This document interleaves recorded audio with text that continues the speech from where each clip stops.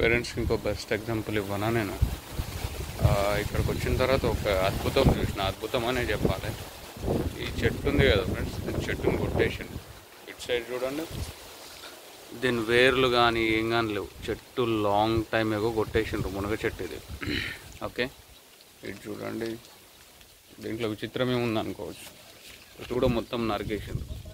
మీకు రూట్స్ అనేవి ఎక్కడ చెట్టుకి లేవు, చెట్టు చనిపోయింది.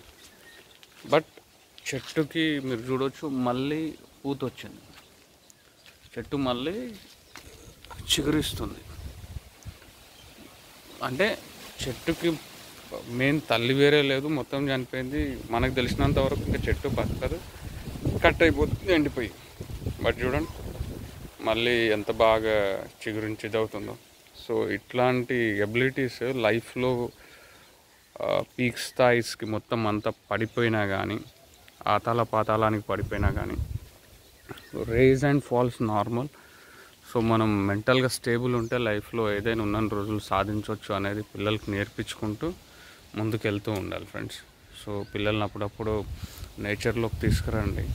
అండ్ ద సేమ్ టోకన్ వాళ్ళతో ఎక్కువ టైం స్పెండ్ చేయండి, వీలైనంత ఎక్కువ టైం. సో వాళ్ళకు తెలుస్తుంది, కాస్మిక్ ఆరా అనేది వాళ్ళ మీద పడుతుంది. And they will be also the better kid. మీరు ఎప్పుడైతే వాళ్ళతో టైం స్పెండ్ చేయరో, మనం కూడా కోరుకోలేము కదా మనతో వాళ్ళు ఎక్కువ టైం స్పెండ్ చేయాలి, మనం బాగా చూసుకోవాలని.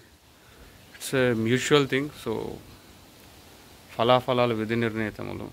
At end of the day లాస్ట్కి ఏం జరుగుతుంది అనేది మన చేతిలో లేదు. But whatever, one of the beauty thing నేను చూసింది మీతో షేర్ చేసిన, చెట్టుకి పై భాగం కట్ చేసేసిండ్రు, మొదల భాగం కట్ చేసిండ్రు. తల్లివేరు లేకుండా కూడా చెట్టు మళ్ళీ చిగురిస్తుంది, మళ్ళీ చెట్లాగా అవుతుంది. సో చాలా ఉంది నేచర్తో నేర్చుకోవాల్సింది.